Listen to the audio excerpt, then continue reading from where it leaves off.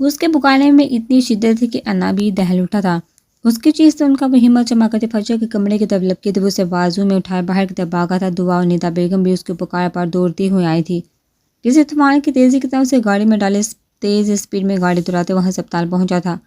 وہ بے ہوش تھی، نبض بھی نہ ہونے کے برابر چل رہی تھی۔ وہ اسے باہوں میں اٹھائے ایمرجنسی وارڈ کی طرف بڑھا تھا اور سب ڈاکٹرز اس کے گرد جمع ہوئے تھے۔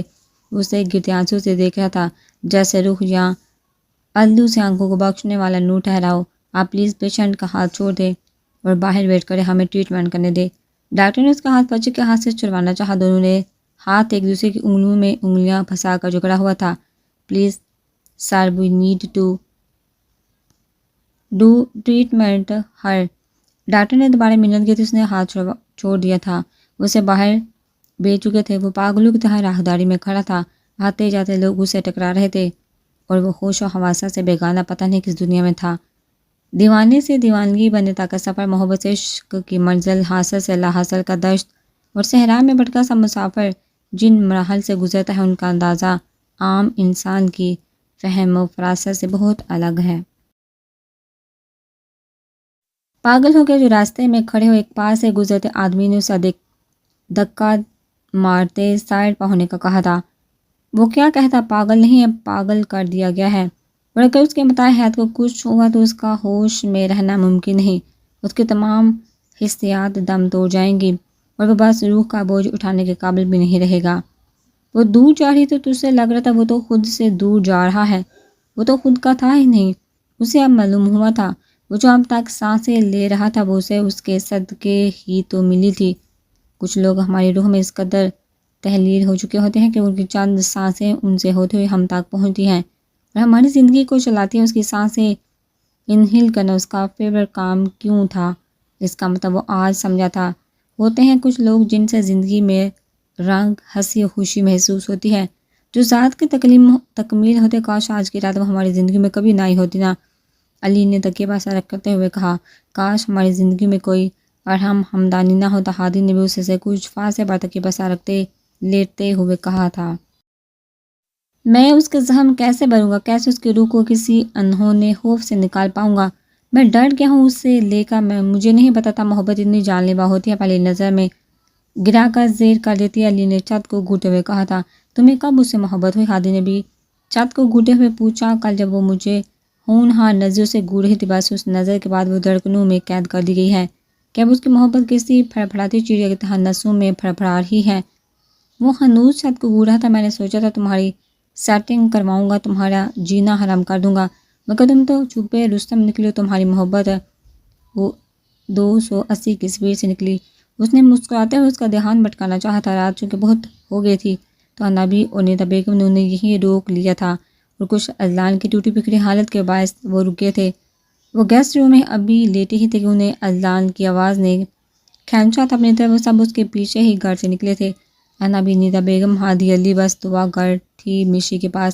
اذلان علی نے اس تک پہنچتے اسے کندھوں سے پکڑ کر راستے سے ہٹایا تھا۔ اس کی شرٹ فجر کے بازو سے ٹپکتے خون سے لت پت ہوئی تھی، جگہ جگہ خون کے دھبے تھے اور وہ یہ پتہ نہیں کس دنیا میں تھا۔ ہوش کا جاری ہمت کا ہادی نے بھی اس کے کندھے پر ہاتھ رکھتے ہوئے کہا تھا۔ ایک صدمے سے نکلا نہیں تھا کہ دوسرا دے گئی تھی اسے۔ جانے انجانے میں وہ اسے پھر سے تکلیف پہنچا گئی تھی۔ ایک بار پھر سے اس کی دنیا الٹ دی تھی۔ اس نے آپ میں سے کس کا بلڈ او نیگیٹو ہے؟ نرس نے آ کر پوچھا تھا۔ پلیز بلڈ کا ارینج کر، اس وقت بلڈ کی ضرورت ہے، پیشنٹ کا خون بہت بہہ گیا ہے۔ پر یہ کیسے؟ انابی نے پوچھا تھا۔ بہت کرٹیکل سچویشن ہے، آپ کے پیشنٹ کی کسی معجزے کی دعا کریں، نرس نے انابی کو دیکھ کر کہا تھا، اور وہ تو پہلے ہی بے جان ہوئی پڑی تھی۔ یہ سن کر اور نڈھال ہو گئی تھی۔ اللہ نے بے یقینی سے نرس کی طرف دیکھا تو اسے ٹھیک ہونا ہوگا، نہیں تو اسے دشت عشق کو قابو نہ کر پائے گا کوئی۔ اس نے اٹھتے ہوئے کہا تھا، جتنا بلڈ چاہیے لے لیں، مگر وہ ٹھیک ہونی چاہیے، بالکل ٹھیک۔ انہوں نے ایک ٹرانس کی کیفے میں کہا تھا۔ اس ٹائم وہ سب کو پاگل ہی لگ رہا تھا، جو دیکھ کہیں ہو رہا تھا اور بول کچھ ہو رہا تھا۔ نیتا بیگم کو اپنی بیٹی کی حالت دیکھ دل کٹ گیا تھا۔ اس نے اور علی نے دو بوتلیں دی تھی خون کی۔ ان دونوں کے بس میں اگر ہوتا تو اپنے خون کا آخری قطرہ دے کر بھی اسے بچاتے۔ وہ ہسپتال سے باہر آ گیا تھا، اندر اس کا دم گھٹ رہا تھا۔ وہ ہسپتال کے لان میں آ کر بیٹھا، اسے کھلی ہوا میں بھی سانس بند ہوتی محسوس ہو رہی تھی۔ اس نے سختی سے آنکھیں بند کی تھی۔ اس سے جنگ لڑنا بند کر دو، اس کے پاس کسی نے سرگوشی کی تھی۔ کیسے کر دو بند؟ وہ پھر سے تکلیف میں ہے۔ اس نے آنکھیں بند کی، زیر لب کہا تھا، وہ کیوں ہر بار تکلیف میں ہے؟ کبھی یہ سوچنے کی غلطی کی اسے پھر سرگوشی سنائی دی۔ وہ مجھ سے دور جانا چاہتی ہے، ہر بار اس لیے تکلیف میں آتی ہے۔ اسے کبھی یہ احساس نہیں ہوا کہ وہ مجھ سے چاہ کر بھی دور نہیں جا پائے گی۔ جب تک میں زندہ ہوں تب تک وہ نہیں۔ وہ نے کہتے سانس، لمبی سانس ہوا کے سپرد کی تھی۔ آنکھیں ابھی بھی بند تھی، شاید وہ اس کے بغیر دنیا کے رنگ نہیں دیکھنا چاہتا تھا۔ اتنی محبت کرتے اسے پھر سے سرگوشی سنائی دی تھی۔ محبت نہیں ہے، وہ عشق ہے، میرا متاع ہے، میری درکن ہے، سانس ہے، روح ہے، وہ میری زندگی موت ہے۔ اس نے بند آنکھوں سے کہا تھا، تو پھر صدقہ دو اپنی محبت کا۔ اسے پھر سے سرگوشی سنائی دی تھی۔ کیسا صدقہ؟ وہ ٹرانس کی کیفیت میں جواب دے رہا تھا، خود سپردگی کا صدقہ۔ پھر سے سرگوشی ہوئی، خود سپردگی۔ وہ زیر لب دہرایا تھا، ہاں خود سپردگی، تم نے سنا نہیں ہے؟ اے ابن آدم، ایک تیری چاہت ہے، ایک میری چاہت ہے، ہوگا وہی جو میری چاہت ہے۔ پس اگر تو حوالے کر دے میرے اس کو جو تیری چاہت ہے، تو میں عطا کر دوں گا تجھ کو وہ جو تیری چاہت ہے، اور اگر کی تو نے نافرمانی اس کی جو میری چاہت ہے، تو میں تھکا دوں گا تجھ کو اس میں جو تیری چاہت ہے۔ ہوگا پھر بھی وہی جو میری چاہت ہے، تو بس پھر سونپ دو اس کی سپردگی رب کی عدالت میں۔ جتنا لڑو گے اتنا تھکو گے، اور جب لڑ لڑ کر تھک جاؤ گے تب بھی ہاتھ خالی رہ جائیں گے۔ اس کی چاہت کو اپنی چاہت بنا لو، ہر تکلیف سے آزاد ہو جاؤ گے۔ وہ نوازے گا تمہیں، بے شک وہ عطا کرنے والا ہے، اور اگر یہ جنگ بند نہ کی تم نے تو گوا دو گے اسے ہمیشہ ہمیشہ کے لیے۔ نہیں، آخری لفظوں کی سرگوشی پر اس نے جھٹکے سے آنکھیں کھولی تھی۔ اس کے پاس کوئی نہیں تھا، دور دور تک کوئی نہیں تھا۔ وہ نیم اندھیرے میں اکیلا بیٹھا تھا۔ تو پھر سرگوشی کرنے والا کون تھا؟ شاید اس کا اپنا ضمیر، یا پھر کوئی ہوا میں تحلیل وجود۔ یہ رب کے بعید ہے، وہ جانتا ہے کب کیسے کسے کس طرح چلانا ہے، نوازنا ہے۔ اور کچھ چیزیں تو عطائی ہوتی ہیں، بندے اور رب کے درمیان کا کنیکشن کوئی سمجھ ہی کب پاتا ہے پوری طرح؟ رب۔ وہ بس اس لفظ پر اٹک گیا تھا۔ اسے نہیں یاد اس نے لاسٹ ٹائم نماز کب پڑھی تھی، شاید کبھی عید کی نماز پڑھی ہو۔ رب، اس نے پھر سے زیر لب دہرایا تھا، اللہ اکبر، اللہ اکبر۔ دور کہیں سے فجر کی اذان کی آواز آئی تھی۔ وہ اپنی پوری طاقت جمع کرتا اٹھا تھا، وہ سب وہی تو تھا جس کے آگے جھکا وہ اپنی زندگی کی بھیک مانگ سکتا تھا۔ جہاں انسان کی بے بسی کی حد ختم ہوتی ہے، وہاں سے اس کی رحمتیں اور عطائیں شروع ہوتی ہیں جن کی کوئی حد نہیں۔ ہسپتال کے مزے میں اس نے وضو کر کے بھیگی آنکھوں سے نماز پڑھتے اور پھر دعا کے لیے ہاتھ اٹھائے تھے۔ مجھے نہیں یاد میں آخری بار کب آپ کی بارگاہ میں جھکا تھا۔ مجھے یہ بھی یاد نہیں کہ میں نے کبھی آپ کی خوشنودی اور رضا کے لیے کوئی ایک اچھا عمل بھی کیا ہو، مگر میں اتنا جانتا ہوں میں نے کبھی جانے انجانے میں بھی کسی کا دل نہیں دکھایا، کبھی کسی کو تکلیف نہیں پہنچائی، مگر میں آج بہت تکلیف میں ہوں۔ آپ کو آپ کے محبوب کا واسطہ مجھے بے ضرر انسان پر اپنی رحمت کر دے، اس کی سانسیں لٹا دے، اسے لٹا دے۔ مجھ میں اس کے بغیر ایک قدم بھی چلنے کی ہمت نہیں ہے۔ آپ جانتے ہیں میری سانسیں اس کی سانسوں سے بندھی ہیں۔ میں نے اس کو آپ کے سپرد کیا۔ اے دو جہانوں کے مالک، مجھ پر رحم کر، میری شریک حیات کو، میری متاع کو زندگی بخش دے۔ ازلان حیدر شاہ کی جولی میں فجر ازلان حیدر شاہ کی سانسیں ڈال دے۔ آپ کو سرور کونین کا واسطہ، ان کے صدقے مجھے میری زندگی کی خوشی لوٹا دے۔ وہ ہچکیوں سے رو رہا تھا، میں بہت بے بس ہوں مالک، ایک ایسے انسان کے حوالے سے بے بس ہوں جو نسوں میں جنون بن کر دوڑتا ہے، مجھے میرا جنون بخش دے۔ مرد روتا نہیں مگر محبت کرتا، سا مرد ہمیشہ اپنی متاع حیات کی تکلیف پر روتا ہے، کسی کے دل پر صبر نہیں آتا۔ اس دنیا میں فجر وہ واحد ہستی تھی جس کی تکلیف پر کبھی بھی ازلان کو صبر نہیں آیا تھا۔ روتے روتے وہ سجدے میں گر گیا تھا اور آنکھیں بند کیے بے آواز آنسوں سے رو رہا تھا۔ میں جا رہی ہوں ازلان، ہمیشہ ہمیشہ کے لیے۔ اس نے بند آنکھوں سے اپنے ہاتھ سے اس کا ہاتھ چھوٹتا ہوا دیکھا تھا اور اس کی آواز سنی تھی۔ اس کے دل کو کچھ ہوا تھا، وہ آئی سی یو کی طرف بھاگا تھا۔ آئی سی یو کے دروازے پر کھڑا وہ اسے بند آنکھوں سے بیڈ پر لیٹے دیکھ رہا تھا۔ اسی دوران ڈاکٹر نکلا تھا باہر۔ ڈاکٹر کے نکلتے ہی وہ ان کی طرف لپکا تھا۔ کیسی ہے فجر؟ وہ اپنے لفظوں کی لڑکھڑاہٹ کو ہوا میں تحلیل کرتا بولا تھا، I am sorry young man, ہم نے بہت کوشش کی مگر شاید پیشنٹ سروائیو کرنا ہی نہیں چاہتی تھی۔ ڈاکٹر اس کا کندھا تھپتھپا کر بتا رہا تھا۔ اس کے لفظ سن کر زمین بوس ہوا تھا۔ ہادی اور علی نے آگے بڑھ کر اسے تھاما تھا۔ سر، پیشنٹ کو سانس آ رہی ہے، she is going to come back.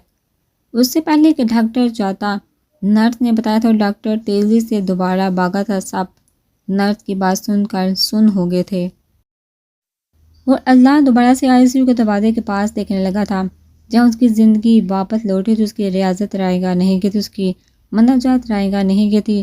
کونوں مکان کے مالک نے اس کی جولی میں اس کی سانسیں ڈال دی تھی. موزے ہوتے نہیں مگر ہو گیا تھا. اور کبھی کبھی ڈوبتے کو تنگی کا سہارا ضرور ملتا ہے. اس لان حیدر شاہ کو اس کی کسی نیکی کے عوض اس کا قیمتی تحفہ ادا کر دیا گیا تھا. سنو لوگو، ایک سونے کے تھال کی تشتری تھی. اس پر فجر اذلان حیدر شاہ کی سانسیں رکھ کر لال رومال سے ڈام کر اذلان حیدر شاہ کو تاکی گئی تھی. اور اذلان حیدر شاہ صدقے والی گیا تھا. رب کے دیے گئے اس عظیم تحفے پر خاص عنایتیں سچے جذبوں کے عوض ملتی ہیں جو بغیر کسی لالچ کے کیے گئے ہوں. میں نے اپنی لائف کیریئر میں یہ پہلی بار دیکھا کہ کسی پیشنٹ کی سانسیں ڈوب کر ابری ہو، وہ بھی تب جب ہمیں ان کی ڈیتھ کا یقین ہو گیا تھا. یہ کسی موزے کے مرہون منت ہی ہوا ہے، کسی بہت اپنے کی خاص ریاضتوں کے عوض. ڈاکٹر نے علی اور ہادی کو بتایا تھا آپ کے پیشنٹ اب خطرے سے باہر ہے، 1 گھنٹے تک شاید ان کو ہوش میں آ جائے گا. اس نے مزید بتایا تھا. اور ان دونوں نے خوشی سے ایک دوسرے کی طرف دیکھا تھا. ویسے I must proud dear husband.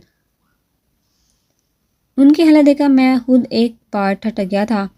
She is lucky. Doctor نے فجر کی قسمیں پر رشک کیا تھا. کیا کہا ہے ڈاکٹر نے؟ انا بھی وہ بالکل ٹھیک ہے، 1 گھنٹے تک ہوش آ جائے گا. شکر ہے رب کا.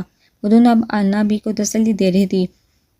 عزی کہاں ہے؟ ندا بیگم نے پوچھا. تو سجدہ شکر کرنے علی نے کہا تھا، کیونکہ وہ جب ہسپتال کے لان میں بیٹھا تھا تب بھی وہ اسے دور سے دیکھ رہا تھا. جب وہ مسجد گیا تھا تب بھی وہ اس کے آس پاس ہی تھا. اس نے ایک لمحے کے لیے بھی اسے اکیلا نہیں چھوڑا تھا. ہادی تو بیٹا ایسا کرو ایک بار گھر سے ہو آؤ، مجھے مشی دعا کی فکر لگی ہوئی ہے. جی آنٹی، ہادی نے کہتے ہوئے شاہ ہاؤس سے آنے کے لیے قدم باہر کی طرف بڑھائے تھے. مالک، میرے مالک تیرا جتنا شکر کرو کم ہے. تو نے مجھے گنہگار کے اٹھتے ہاتھوں کی لاج رکھ لی ہے. 2 بہتے آنسوں سے شکر ادا کر رہا تھا. فجر کی زندگی واپس ملنے کا سجدہ شکر اور پھر دعا میں بھی شکر اس کو نوا دیا گیا تھا. پیشنٹ کا ہوش آ گیا، آپ ان سے مل لیں، مگر 1 بائی 1. وہ آئی سی یو کی طرف قدم بڑھا رہا تھا کہ اس کے کانوں میں آواز آئی تھی، عزیز جاؤ مل لو. انابی کی نظر اس پر پڑتے انہوں نے کہا، اب سب مل لے جا کر، میں بعد میں مل لوں گا. علی، انابی کو لے کر جاؤ، اللہ نے علی سے کہا تھا. وہ انابی کا ہاتھ تھامے آئی سی یو کی طرف بڑھا تھا. اس نے کسی کی موجودگی محسوس کرتے اپنی بند آنکھیں کھولی تھی. انابی کے آنسو ٹوٹ کر گرتے آنسو نے جھک کر اس کی پیشانی چومی تھی. انہوں نے جھک کر اس کی پیشانی چومی تھی. انہوں نے کرب سے آنکھیں بند کی تھی کہ اس نے اس بوڑھی جان کو کتنی تکلیف دی ہے، کس آزمائش سے گزارا ہے ان کو. وہ پھر سب کو جانے انجانے میں ہٹ کر گئی تھی. وہ ان سے نظریں ملا نہیں پا رہی تھی. علی نے اس کے سر پر شفقت سے ہاتھ رکھا تھا. پھر ندا بیگم آئی تھی. انہوں نے بھی بغیر کچھ بولے اس کے ماتھے کو چوما تھا. سب مل لیے تھے مگر فجر کی آنکھیں جس کو ڈھونڈ رہی تھی وہ نہیں آیا تھا. اس کی آنکھوں سے موتی ٹوٹ کر گرے تھے. ہادی شاہ ہاؤس پہنچ چکا تھا. پورا شاہ ہاؤس تاریکی میں ڈوبا ہوا تھا. وہ سیڑھیاں چڑھتا مشی کے روم کی طرف بڑا تھا. دروازہ کھلا تھا. وہ سو رہی تھی، اسے تسلی ہوئی تھی مگر دعا سے وہاں نظر نہیں آئی تھی. شاید فجر کے روم میں ہو. اب وہ فجر کے کمرے کی طرف بڑا تھا. کیوں کیا تم نے ایسا؟ پلیز جلدی ٹھیک ہو جاؤ. وہ اسلان اور فجر کی نکاح والی پک کا فوٹو فریم گلے سے لگائے رو رہی تھی. تمہیں کچھ نہیں ہونا چاہیے، تمہارے بغیر ہم مر جائیں گے. عزیز بھائی نہیں جی پائیں گے. پلیز اللہ پاک دعا کو اپنے پاس بلوا لیں. فجر کو مشی کو ٹھیک کر دے. میری زندگی کے بدلے ان دونوں کی زندگی بخش دے. ویسے بھی دعا اتنی امپورٹنٹ نہیں ہے. فجر اذلان بھائی کے لیے امپورٹنٹ ہے. مشی کاظم انکل کے لیے پلیز انہیں ٹھیک کر دے. وہ روتے ہوئے لفظ ادا کر رہی تھی. دعا پر دروازے کے بیچوں بیچ کھڑے ہو کر اس کی معصوم سی دعا سن رہا تھا. اسے اس پر ٹوٹ کر پیار آیا تھا. ہادی، فجر کیسی ہیں؟ وہ بھاگتی ہوئی آئی تھی. اس کا ہاتھ پکڑ کر آنسو سے بڑے آنکھوں سے پوچھ رہی تھی. ہادی نے اس کی آنکھوں میں دیکھا تھا مگر زیادہ دیر نہیں دیکھ پایا. ادھر آؤ، یہاں بیٹھو. وہ سیڑھی بڑھ پر بیٹھا تھا. پلیز ہادی بتاؤ فجر کیسی؟ اس نے اس کے بٹھانے پر منت کی تھی. شی از آؤٹ آف ڈینجر. وہ پھر سے اس کی آنکھوں میں بہکا تھا. سچ؟ اس نے اس کی طرف بے یقینی سے دیکھتے پوچھا تھا. ایک دم سچ. یہ جو اتنی ساری تم دعائیں کر رہی تھی سب قبول ہو گئے ہیں اور فجر اب بالکل ٹھیک ہے اور مشی بھی ٹھیک ہو جائے گی. اور یہ جو تم نے کہا دعا امپورٹنٹ نہیں، تو یہ جو عین عورت ہے یہ کسی کی لائف کے لیے بہت امپورٹنٹ ہے. تو دوبارہ ایسے نہیں کہنا. اس نے ہاتھ بہا کر اس کے آنسو صاف کرتے ہوئے کہا تھا. اسے خود بھی احساس نہیں ہوا تھا وہ بے حالی میں کیا کہہ گیا تھا، لیکن اس بار دعا نے عورت پر غصہ نہیں کیا تھا. شاید وہ اس کے لفظوں پر دھیان ہی نہیں دے پائی. فجر کے ٹھیک ہونے کی خوشی میں اچھا چلا اب اسوا خالہ سے بولو کچھ بنا دے، مجھے ہاسپٹل جانا ہے. اس نے اس کے پاس سے اٹھتے ہوئے کہا تھا. وہ خود بھی زیادہ دیر اس کے پاس نہیں بیٹھنا چاہتا تھا. مجھے بھی جانا ہے. اس نے اس کے اٹھتے پھر سے اس کا ہاتھ پکڑ کر کہا تھا. بچوں کی طرح یہ دوسرا لمس تھا اس کا ہادی کے ہاتھ پر. ہادی کا دل الگ ہی تال پر دھڑکا تھا۔ نہیں، پھر مشی اکیلی رہ جائے گی، میں جگہ نہ بھی ہوں، آنٹی کو بیتا ہوں، پھر تم آنا۔ ہادی نے دھیرے سے اپنا ہاتھ چھپاتے ہوئے کہا اور باہر کی طرف قدم بڑھا دیے تھے۔ اس کا دل عجیب ہی سر بگڑ رہا تھا۔ اس نے ذہن کو جھٹکا تھا کیونکہ دل اب ذہن پر حاوی ہونے لگا تھا۔ نبی نے بیگم کو لال نے گھر پہنچوا دیا تھا۔ سارا دن وہ وہیں رہتا مگر ہمت نہیں کر پایا تھا اس کو قریب سے دیکھنے کی، اس کے پاس جانے کی۔ یار تم دونوں بھی جاؤ، ریسٹ کرو جا کر، میں ہوں اس کے پاس۔ شام میں اس نے دونوں سے کہا تھا، نہیں تم دونوں جا کر ریسٹ کرو، میں رہ لوں گا۔ علی نے کہا تھا، میں کہہ رہا ہوں نا علی، جب مجھے لگے کہ مجھے اب ریسٹ کرنا چاہیے تو میں بتا دوں گا تم لوگوں کو۔ تم لوگ جاؤ۔ اطلاع نے کہا، صبح سے شام ہو گئی ہے، دوپہر سے وہ ہوش میں، تم اس سے ملنے نہیں گئے، پھر کچھ کر بیٹھے گی وہ خود کو۔ علی نے کہا، مل لوں گا یار، اب جب لگے گا سامنا کرنے کی ہمت ہے۔ اس نے بے بسی سے کہا تھا، ہادی پلیز جاؤ۔ اس نے ہادی کی طرف دیکھتے ہوئے کہا تھا، چل علی فجر کو دے کر چلیں۔ اس نے علی کو اٹھاتے ہوئے کہا تھا۔ دونوں فجر کے پرائیویٹ روم میں تھے، وہ جاگ رہی تھی۔ گڑیا، خیال رکھنا اپنا، صبح لگاتے ہیں چکر۔ ہادی نے فجر کے سر پر ہاتھ رکھا، موٹی چھپکلی، فضول کچھ نہیں سوچنا۔ علی نے اس کی ناک دباتے ہوئے کہا، علی بھائی عزیز کہاں ہے؟ مجھ سے ملنے بھی نہیں آئے۔ اس نے پوچھا، ملے گا، اب ہمارے سامنے تھوڑی ملے گا، اپنے مانسٹر کو برداشت کرنا اب تمہارا کام ہے بھائی، ہم تو چلے۔ علی نے مسکراتے ہوئے کہا۔ وہ دونوں چلے گئے تھے۔ ڈاکٹر رات کے چیک اپ کے کیے آئے تھے، وہ بھی ان کے ساتھ روم میں گیا تھا، اس کی رپورٹ چیک کر رہے تھے۔ پھر انہوں نے کچھ میڈیسن چینج کو، پھر نرس کو ڈیپ چینج کرنے کا بول کر چلے گئے۔ وہ بھی ان کے ساتھ ہی باہر کی طرف بڑھا تھا، جیسے ہے ان کے ساتھ آیا تھا ویسے ہی چلا گیا تھا۔ اس نے ایک نظر اٹھا کر بھی فجر کو نہیں دیکھا تھا اور اس نے اس سارے عمل میں جی بڑھ کر لان کو ہی دیکھا تھا۔ بکھری ٹوٹی پوٹی خون آلودہ شرٹ، بال ماتھے پر بکھرے ہوئے، ہلکی ہلکی شیوہ، سوجی روئی لال انگارہ آنکھیں جن کو دیکھ کر اسے خوف آیا تھا، وہ جو اس کی نگاہوں کی پیاسی تھی۔ اس کی آنکھوں سے موتی ٹوٹ کر گرے تھے اور وہ پھر دوبارہ اس کے روم میں نہیں آیا تھا۔ تب سے لے کر رات کے تیسرے پہر تک جانے کتنے سگریٹ پھونک ڈالے تھے، وہ بھی اس کا انتظار کرتے کرتے سو گئے تھے۔ رات کا تیسرا پہر تھا جب وہ اس کے روم میں ایک نظر دیکھنے آیا